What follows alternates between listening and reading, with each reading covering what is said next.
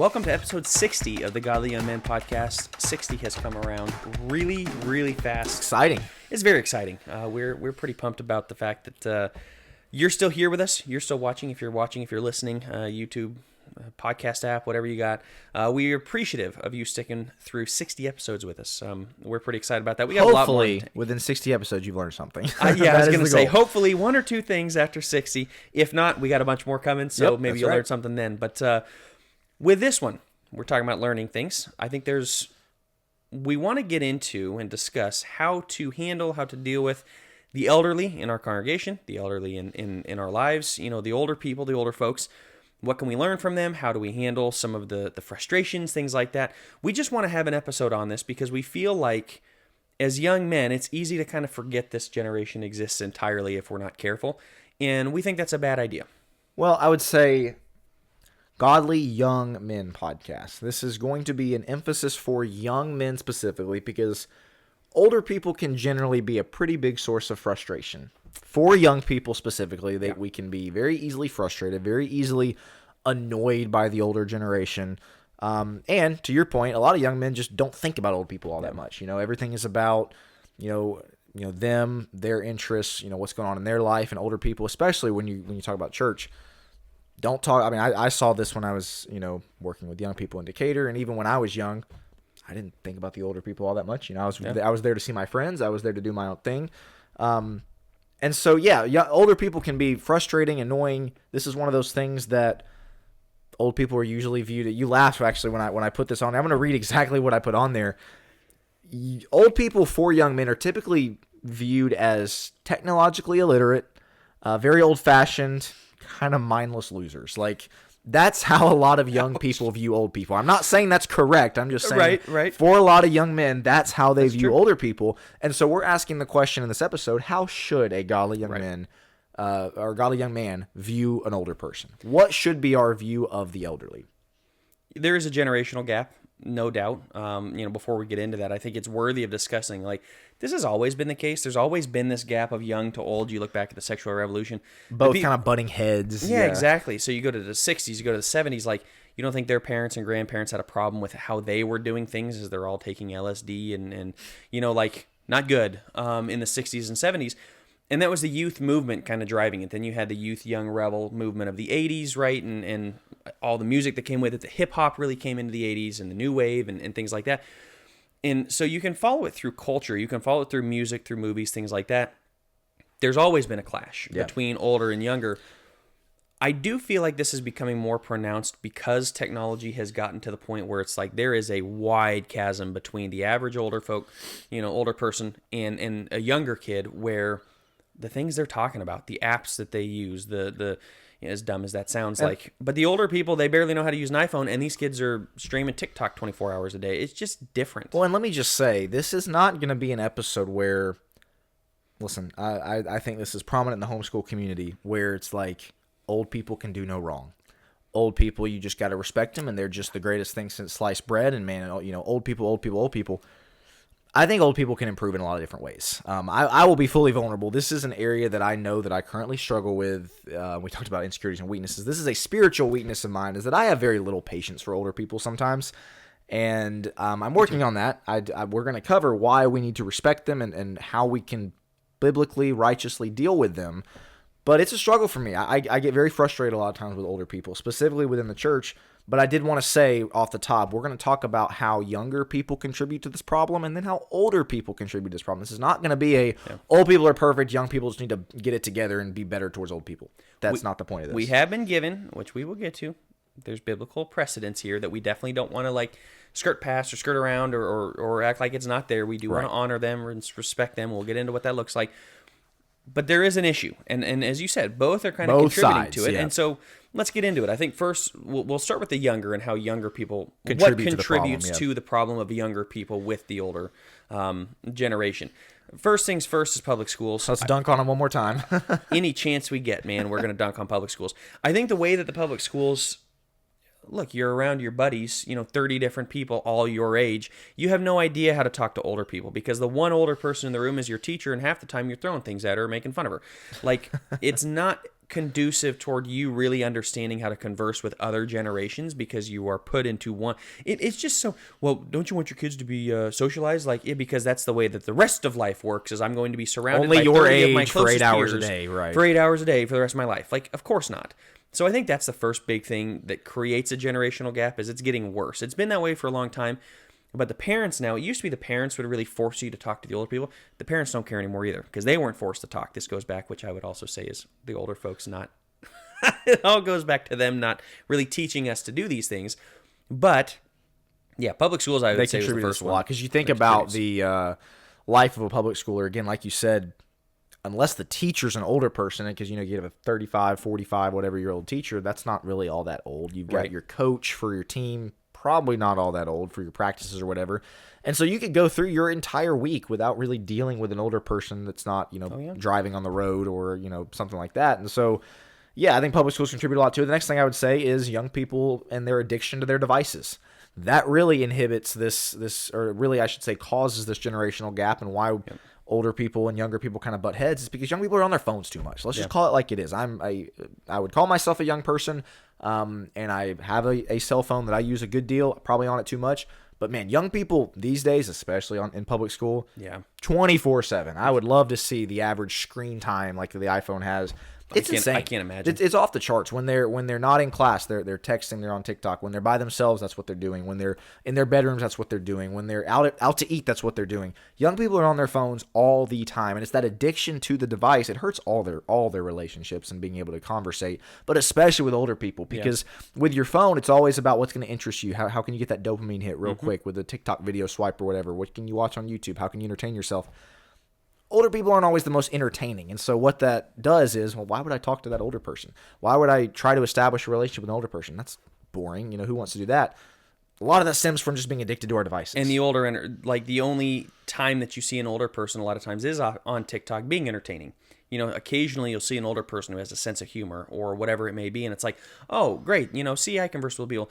The average person in your life, in your real life, is not going to act that way, and if that's the only time you get to see an old person is on some funny TikTok, because I've seen some of these, right? I'm not on TikTok, but I see some, they come over to Twitter, and occasionally there are older people that understand technology that are hilarious. The average person is not. Your grandma, whatever it may be, the person at church is probably not. And so they may feel very dry. They may feel very like they got nothing to offer, because we are, as you said, dopamine-addled brains where all we want is that next hit. And, oh, wow, they got to entertain me. No, they don't. They're human beings, and we want to make sure we treat them as such. Social media goes right along with this. I think it's the addiction to devices for this purpose. But social media, I would say, yeah, I'll let you handle this one on the social media. Where are you going with it? Because I guess I could take it in a couple different directions. As far as it contributes to the generational gap and such, what would you say for the young person side of social media? Well, so I would say, first of all the social media the young people are on, older people are not.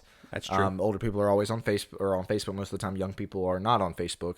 And so they're kind of like the public school thing. They're going into a world where they don't have to deal with, where there is no older person. Yep. How many older people if they're on Instagram? Maybe your grandmother or something. But for the most part, they're not on Instagram. They're certainly not on TikTok. They're not really getting on YouTube.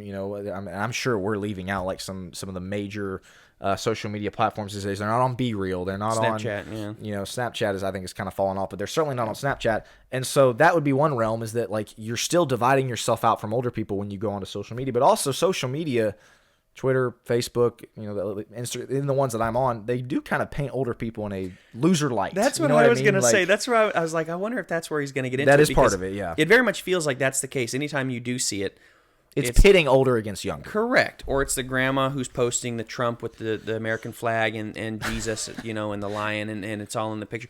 That's what you see of old people on social media. Or Jesus as Obi-Wan Kenobi. That's always the good one, yeah. Bet you won't share this picture of Jesus, and it's Obi-Wan Kenobi or something. Yeah, and they fall for it, and so you see this, and that sounds horrible, but this is... When kids see that, I think it does create a little bit of that disconnect of we are so... You loser. Yes, exactly. We are so far away from one another on this. So I think there's that. I think young people have an aversion to tradition. I think, to your point, social media and the devices and as far as still what contributes to this, yeah. But yes, what contributes to the generational divide and the fact that we struggle and go back and forth with them so much, we just want to change and change and change and we grow. We don't like old-fashioned stuff. We don't like old-fashioned. We don't like tradition. And I think we are wrong in this in a lot of ways. Because we don't know why the tradition exists in the first place. I'm not one of those that because it's tradition, we keep it. Correct, yeah. I'm just not that way. It's kind of the, cut the ham in half type of thing. And why do we cut the ham in half? Well, my great-great-grandmother did it. Well, why'd she do it? Because she didn't have a big enough oven. But until you ask the question, why are we cutting the ham in half? Why is this a tradition? You don't realize that the tradition started for something we don't even need. However, I also see young people come through and they give up their family name and they, smash everything that has anything of value to their family and the tradition and everything else because, well, I'm just my own because. person. Yeah, I'm my own person. Individualism. You're an idiot if that's the case. If you don't think that you got to be in 2024 and in a society where you get your iPhone and you get to be on TikTok and everything else, that's because the older folks did help us get here and the traditions that had been involved to really, the tradition of patriarchy, the tradition of capitalism, the traditions and things like that have passed down. If you think we got here and you're willing to give all those things up because, well, we know more now. No, you don't. You're an idiot. Right. If you're a socialist because you want to, break tradition, good luck. Like, the only way I know you're a socialist because you're posting on social media, which would have never happened from socialism. So that frustrates me in the fact that we have an aversion to tradition when we get rid of tradition without knowing why it exists in the first and just place. to be clear, when we're talking about how these things contribute to the problem, all of these things younger people are at fault for. Correct. We're about to get into where older people are at fault, but younger people are at fault for these things. As Joe is saying, I appreciate him bringing up that point of like, not all tradition is a good thing. We probably should move away from it. Not all tradition is bad either. And just moving away from it for the sake of it is not good. The next thing I'll say, again, this falls on younger people as far as who's to blame. Just general avoidance of engaging older people in conversation. Again, how many times do you see a young person in the church going up to older people and asking how they're doing, talking to them? The reason why it doesn't happen a lot is when you do see it happen, you're like, whoa, that's weird. Yeah, exactly. That 14-year-old girl just went up and asked, why is that? It's because young people typically avoid older people like the plague. They don't want to talk to them. They don't want to deal with them. Again, they'd rather be on their phones, rather be with their buddies. I think this part does fall on younger people as far as blame goes. Is like, and maybe I should say it goes on their parents for not forcing them to, because nobody's, I guess, is naturally going to do it. But you need to develop that habit of, man, older people can be really interesting, be really fascinating to talk to. And that leads us to the last one on here as far as why young people are to blame. Get into that one if you want to, Joe. Yeah, it's not valuing wisdom. Like, and even if they don't have a ton of wisdom, even if they're not fascinating, even if they're not this, you still have a duty to a certain degree of engaging the older generation to try to learn from them, but also just to, treat them as human beings. You'll pass 6 older folks walking out the church so you can go play basketball with your buddies. You don't know what those people have to offer. They may have the world to offer. They may have nothing to offer. That's not the point. The point is treat them as human beings and as somebody that is worthy of the respect due them. We don't value wisdom, so we don't see it even when it's staring us right in the face. I think we look at, I would rather find it on TikTok, YouTube or Twitter or whatever it may be. I'd rather just go find my own thing. I'll just Google it. Or nowadays with AI, I'll just ask AI. And so the wisdom of older people, imagine what it would feel like to be an 80-year-old. You have been through it. And you got a lot of experience, of the Christian life or whatever else, and you'd have some young man who would rather ask ChatGPT than strike up a 5-minute conversation where you could give him exactly what he needs. Look, son, I've been through this. This is what's going to happen. Boom, boom, boom. Like, how depressing would that be that the world has basically forgotten you and has no need of you because they'd rather run to AI? I mean, that's pretty bleak. I see this too with people that go to Facebook groups for answers instead of their parents or older people in their life of hey, I've been really struggling with this with parenting. Let me go ask a Facebook group instead of, again, the people in your life, an older person at your congregation, maybe your grandmother, whoever it is. That's kind of not valuing wisdom. We're going to go ask everybody else who's our age on social media what we think or what they think instead of asking and those who are actually wise. But let's switch gears, Joe. Let's talk about how older people contribute to the problem. Because, again, this is not just young people are the worst and older people are the greatest thing since sliced bread. Not the case. No. I think older people contribute to this problem a great deal, and I think we need to bring it up in the episode. We're going to end with why godly young men must honor and respect older people. But before we do, Joe, how do older people contribute to this problem? How do they not? I'm sorry. I do struggle, as Will said, I do struggle with this because we can be harder. And the reason we start with the younger is we're just as hard on our generation. Oh, yeah. But if you think we're going to be hard on our generation without the other, you got another thing coming because both share the blame here. And the first thing on this, they only consider the negatives when it comes to young people. And what drives me nuts about this is those millennials, those stupid millennials, they'll say that. How do you think we got here? Who do you think raised us? Yeah. Well, these guys don't know anything about a stick shift. They don't even know how to drive station. They don't even know how to do XYZ. Like, right. Because you were just no born, one taught us. You were just born with that knowledge. Good for you. Wow, that's incredible. Like, you're born on third base and thought you hit a triple. That drives me nuts. That from the I shouldn't get so upset about it, but truly, it's a lack of self-awareness too. Yeah, that's exactly what it is. Like, man, this next generation doesn't know how to write in cursive. Well, that's because your generation decided it wasn't worth it to teach us how to write in cursive. Right. Like, it's just so obvious to me. Like, if I want my son to learn something, I've got to teach it to him. In 30 years, I can't be like, man, my son doesn't know how to shoot a basketball. Did you ever show him how to shoot? No. Well, then of course he doesn't know how. Exactly. Like, what do you think? He just comes out of the womb knowing just common sense, yes. But they only see the negatives regarding young people where, oh, they're on their phones too much. And like everything that comes out of their mouth a lot of times can be criticism. And I know this is a broad brush, but so often I do see this with older folks where everything's a criticism. They're on their phones too much. Oh, they don't even know how to do this. Wow, could you imagine? They're so selfish. The millennial generation is just the generation of selfishness. These young kids are just lazy. Like, this is the hustle generation where we're working 5 jobs. If anything, you're the lazy ones because you had 1 job to work and you worked 40 hours. People are working 80 hours to try to make ends meet, which I think gets into number 2. I see this before I go to number 2. I see this in congregations too when, like, listen, you open it up for discussion. We both teach class before, and you ask about, like, what are some problems or whatever in our society. And man, how many times does the 75-year-old only focus on the way young people contribute to the problem? Yeah. Man, young people. And I don't think I've ever heard an older person, say, yeah, my generation probably did something wrong here. We blew it. The way we do things now, it's always about, man, just young people these days. Listen, as a young person myself, that does grate on my nerves a little bit. Like, have a little self-awareness with that. Again, I think there's fault on both sides. The next thing that I would say, though, as far as how older people contribute to the problem, is just a refusal to understand the times. This applies to a lot of different things. We've brought it up before with, like, pornography, for instance. Older people are not, they're still thinking of Playboy magazine when they're thinking of pornography. And, man, those just for perverts. This affects a lot of people, in very different ways, and have so much more access to it. Older people don't understand the times a lot. They're still stuck in the, I don't want to be a jerk, but stuck in the 70s on a lot of things. They still think gospel meetings really work, and they still think that handing out tracts to people really works. Like, again, I'm not trying to be, denigrate older people, but, like, I think that the strongest elders in the church, the guys who really understand how to lead congregations, are the ones that understand the times, that realize, yes, I've got a lot of traditional experiential knowledge, but that needs to blend with what are people.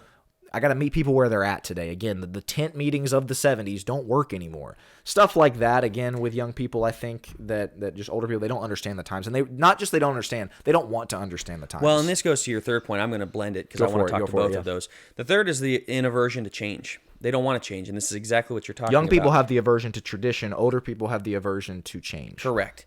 They still think tracks work, and anytime you come in and go, I just don't think that really works these days. Well, been around a long time. No, you don't understand the times. You don't understand where we're at. We see this in, those young people, they'd rather just have their avocado toast. Like, they live at home. What a bunch of bums. We can't afford things because you won't move out of your starter homes that you literally got for $80,000.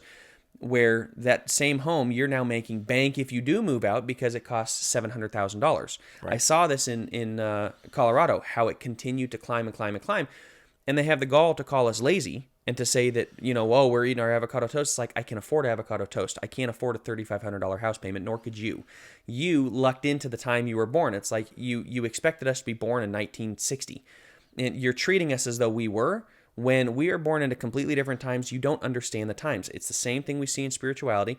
They want to say the same things in so many other aspects, even in politics. They don't grasp how times have changed. They still want to get up at gospel meetings and hear about the mechanical instruments of worship and why instruments are wrong.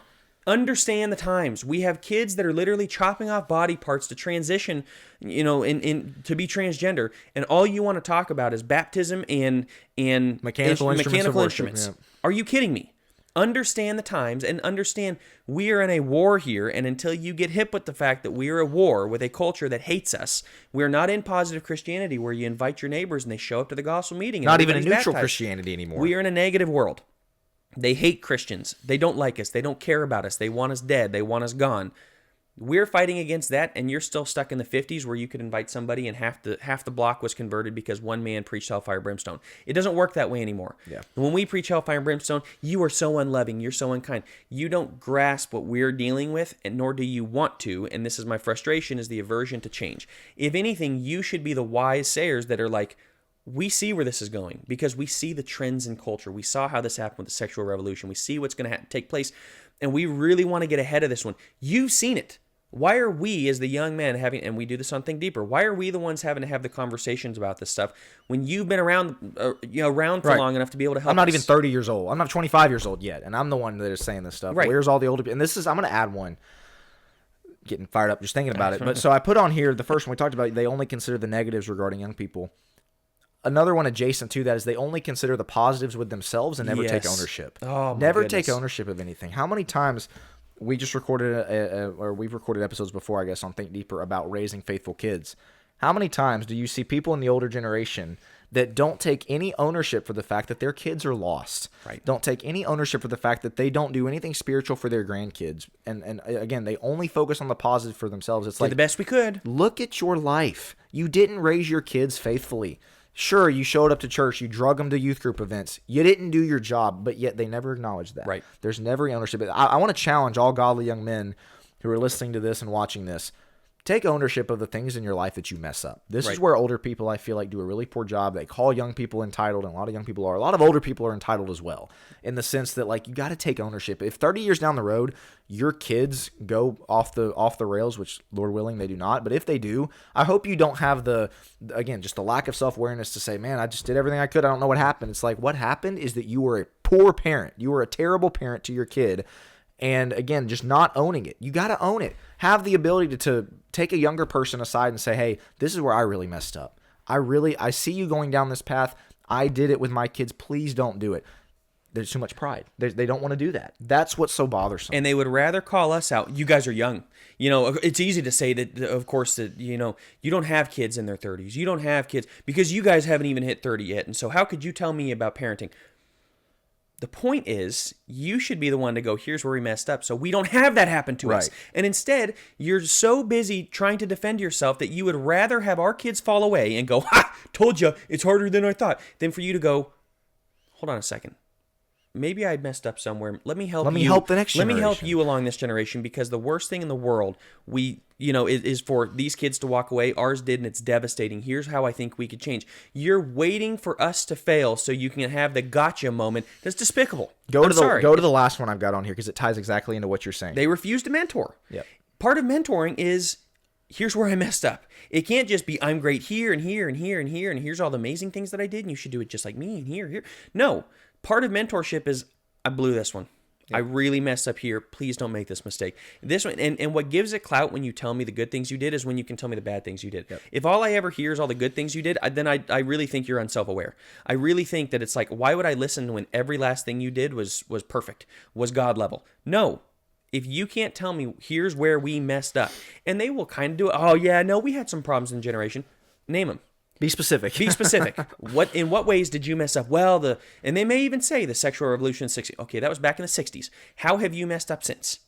Yep. Where did you go wrong? Like, the fact that they cannot take responsibility, and then, again, they refuse to mentor because you don't take responsibility in their own lives. So they try to take responsibility in ours, and I have a really tough time. As you can tell, we're fired up about this. Taking them seriously. And let me say this. Why do we get so fired up about this and not about the kids? Who bears the greater responsibility? The person who's been around 20 years, the person who's been around 60, 70, 80 years. Right. The responsibility falls on the old people. Well, young people have problems too. Duh. I'm sorry. Help us fix them. I'm so sorry. That I shouldn't have said duh, but come on. Yeah. Come on. Every other area of life, it's like, well, you got the CEO who's been doing this for 40 years, and you got the guy that just started. Well, he doesn't have it together either. He's not supposed to. Right. He literally just started this job. The guy who's been the CEO for the last 40 years ought to know something and can pass it down. The refusal to mentor is such a problem because you consider Titus 2, we brought it up before, older men teaching younger men, older women teaching younger women. That can't, or I shouldn't say it can't. It shouldn't start with the younger person going to the older person saying, hey, please mentor me. Can you? Right. that should not be the way that it is. But unfortunately, we have so many older people that are content to just sit in their same pew and maybe get upset when somebody else sits in their pew. Same pew every Sunday, shake some hands on their way out, and then, that's all they ever do. Don't engage, and that's something, the last thing I've got on here. I said that younger people, the way they contribute to the problem is that they just kind of generally avoid older people. Older people do the exact same Vice thing. versa. They generally avoid younger people, and they say, well, young people don't want to talk to me. It doesn't matter. Go up and talk to them. Go up and show an interest in their life. And I know I'm talking about young people in the sense of like teenagers, but man, if you're a 70-year-old, take a 35-year-old out for coffee. Take a 40-year-old out for coffee. They need it too. That's the type of mentorship we're talking about, and that falls to the older people to initiate that. And as Joe's saying, that's where the burden and weight of responsibility falls. And if you're just throwing that aside, saying, not for me, you're rejecting something God has instructed you to do as an older person. I know we're talking to young men here going off on older people, but the point is both sides contribute to this problem, and the lie that is being sold that it is all young people's fault is ridiculous. I'm going to say this, because it's like, well, they got really fired up. Clearly something's bothering.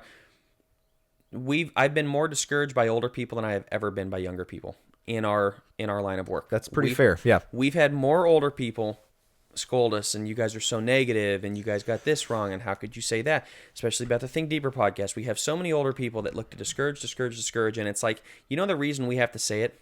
Because of you guys. You won't. Yeah. You won't. The reason we come out so strong on patriarchy, the reason we come out so strong feminism, on destroying feminism, you let it happen on your watch, and not only did you let it happen, you participated in it. And you refuse to own it. You refuse to own it, and now when we come and try to correct the problem, you get mad at the tone we take, and you get mad at how we're trying to correct the problem. You caused the problem, we're having to course correct, and you're ticked that we're having to course correct because you won't own it. Right, yeah. That drives me nuts. So if we get a little animated, I apologize, but yes, I've had my feelings hurt, and it's not really about my feelings, but legitimately, it's hurt to have a lot of old people question us, doubt us, try to tell us how our tone is bad, be the tone police, shout us down, start email threads and put out on Facebook how we're heretics and everything else. This is from the older generation because they refuse to engage in a way that actually will help the church. Yep. I'm done with it. This is why we speak to the godly young men, is I don't want you guys to get to that point where you're not able to admit your faults. You're not mentoring younger people because, well, they wouldn't listen anyway. You have to insert yourself into somebody's life and say, I do have wisdom in this area. Maybe even if they don't take it, be willing to say, you know what, I remember what it was like to be young. I remember I probably wouldn't have taken it well either, but I'm going to continue to try to give that and push past a little bit of, well, they didn't want it because one time they got ticked that you tried to insert. You got to work a little harder than us because you're the older folks. You have more time to do it because kids are out of the house. You're retired. You have more time to mentor. You have way more wisdom than us. We are begging you to step up and to help us. That's where this comes from, is it's a plea to step up. I'm not saying just get them out of the way. I'm saying if they could step up, think about what the church would be if the average old person said, I do have wisdom in this area. I did mess up in this area. We're going to take the church and be something completely amazing. Instead, they would rather see the church decline by literally 70% year after year after year after year because they cannot get out of it. If you can't help, get out of the way. Yeah. That's my point. If you cannot help, get out of the way. They refuse to do that. So we, as godly young men, we have to make sure we don't grow up to be that. Secondly, most importantly here, this is going to get us into it. This is stepping on my toes. We must honor and respect older people. So real quick so that's where we're going to end, is why godly young men must honor and respect older people. The reason we just spent 25 minutes sharing both sides, the way both sides contribute to the problem, is because, first of all, we wanted to fully flesh out the problem and why we believe all of these things happen, why young people and older people don't get along, what you as godly young men can do right now at your age to stem the tide, to be different, but also to, again, establish context of the things that older people can improve on, and also, to Joe's point, when you're there in 50 years, when you're 65 and you fall into this older person category, here's what not to do, essentially. Like that's why we spent all this time there, is because it does frustrate us. It's a passionate subject of ours, obviously, but we want you at 22 years old right now, at 18 years old right now. When you hit 65, don't do what the 65-year-olds in your life so often do right now. So let's get into, last but not least, why godly young men must honor and respect older people. Because we're not trying to your point, we're really not trying to discourage you from it can sound like it because we're so heated about this, like, well, just avoid them altogether. No. We're really not trying to discourage you from the relationship. Yes, we do get frustrated. We have been hurt. We have been let down. We have been a lot of things. And I'm sure vice versa. I'm sure I've let them down in some ways as well. And I'm sure that they look at us as change agents who are coming in. I understand their fears.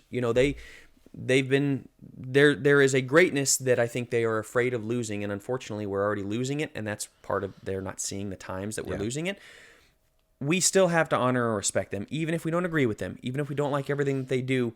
We have been called to this, and Will actually he brought out a couple verses. Well, the first I was just why must we respect them? The first reason is because God expects us to. Yeah, and that should be enough. Like I've got a few more on here, but the first thing is that God expects us to respect and honor them, and that is something that, listen, if God's got an expectation of you, you better follow it. And again, personal struggle of mine that I'm continuing to try to work towards. Of I get so irritated at older people driving in traffic, and that's a stupid example, but it's like, I need to respect and honor them and not just get so frustrated when they drive stupidly. I like how he says this, because appealing to God here. Listen to Leviticus 19:32. You shall rise up before the gray-headed and honor the aged, and you shall revere your God. I am the Lord. This is a hierarchy thing. This is he appeals to himself. I think that's so interesting. You shall rise up before the gray-headed and honor the aged. You shall revere your God, I am the Lord. It's like, why is he putting those two things together? Because it's about, again, they go together. Hierarchy. If you can't revere the older person, then you're not going to respect God either. God is the top of the food chain, so to speak, the top of the hierarchy. But the older and the wiser among us, the elderly, they should be above us in that way. We do need to honor and respect him for that purpose. You also have on here, 1 Timothy 5, verse 1, do not sharply rebuke an older man, but rather appeal to him as a father, to the younger men as brothers. Yep. And I'll just continue. To the older women as mothers, and the younger women as sisters in all purity. This is where even me showing my hand here and being super frustrated, I have to do a better job than that. I need to rein in the emotions a little bit, because I do want to treat them as fathers. I want to treat them as, I do know that they have a lot of information. They have a lot of wisdom. They kind of have convinced themselves, I don't have much to share. You do. If you're an older person listening to this, you do. And if you're a younger person, they do have things to say. They do have a lot to share with us. We have to appeal to them as a father. Not as the stupid old man that doesn't understand it. That's wrong. Right. We want to make sure we're treating them, giving them a respect their due, as Leviticus 19 talks about, but also treating them in a way that gives them dignity and respect. So why should we honor and respect older people? First of all, because God expects us to, and those verses are key with that. More we could have gone to, but for sake of time. Number two, though, why we must honor and respect older people is because common sense just tells us it's the right thing to do. Yep. And that might seem like kind of a lame thing to say, but like, you as a young person are stronger, more physically fit, more energetic, more active. It's just the right thing to do. Just like it's naturally inborn that you as a man should not hit a woman. Like, why? Because common sense tells you that's the wrong thing to do. Right. It's the same thing with older people. Hold the door open for them. If you are waiting at a restaurant and there's a few benches that people can sit on, and you're sitting there, and some older people walk in, and there's no room left, and they're just standing, and give up your seat for the older person. Right. Just little stuff like that shows it is the right thing to do. Just like if you're giving up for a pregnant woman, or just as a godly young man, these are just generic things that you need to do. Common sense tells you that respecting and honoring older people is the right thing to do. That's right. And when they talk, listen, they do have experience, they have wisdom. That is invaluable. That doesn't. And that's the third thing I have on. And that's the third thing. Yeah, exactly. Is common sense would say it's the right thing to do to physically really help whenever possible. But it would also dictate to this point, listen to the wisdom and experience they have to share. That does not mean everything that comes out of their mouth is the most wise thing. I've heard old people say some stuff that's like, that's just flat wrong. The way that they approach Scripture, a lot of the time, just be very careful. I'm not trying to dishonor them in this way. They can approach Scripture through proof texting, and they can also approach it through let's get along. I've seen this where maybe they don't have the same vigor as a young man to stand up to sin or to stand up to other things. Well, isn't it just better if they show up to church? We shouldn't really call out the sin. Or, hey, well, we really need to, let's remember that unity is important. We understand that, but when we're talking about marriage, divorce, and remarriage, when we're talking about these weighty matters as to who gets, sometimes they can come in with these, and I'm giving real life examples of things that actually have happened with me. It can sound very like, oh, that's very wise. And in reality, there's not a lot of substance to it. We have to be able to process through it and to say, okay, that doesn't mean I hate them. It doesn't mean that they have nothing to offer. It just means in that moment, maybe they don't understand the gravity, or maybe nobody taught them that it's okay to stand up to these things and lose a few people here or there, to stand up for what's right. So again, I'm not saying to dishonor them in that way, but when they do speak, we owe it to them to listen. Because a lot of them do have wisdom and experience. That's exactly it. Yeah. And we want them listening to us, do we not? Because we're maybe frustrated that they won't change along with us. But if we don't do them, it's the golden rule. You have this on here. Matthew 7, verse 12.